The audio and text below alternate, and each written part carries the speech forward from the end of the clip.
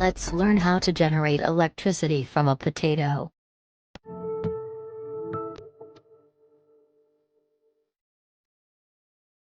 Take a potato. Now take a knife and make a small hole inside the potato enough to fit a bulb.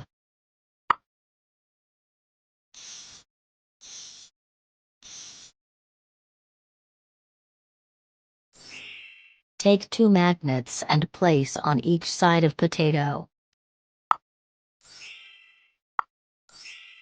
Take a copper wire. Now insert the copper wire into these magnets and insert ends into potato.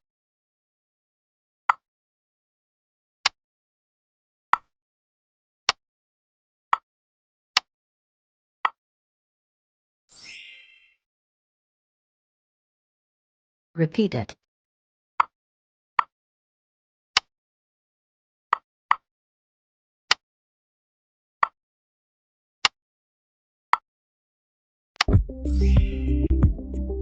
Now place the bulb in the hole. Wow! See, potato can be used to generate electricity. Morales, potato juice contains many water-soluble chemicals that may cause a chemical reaction with one or both of our copper wire. So we get some electricity from that.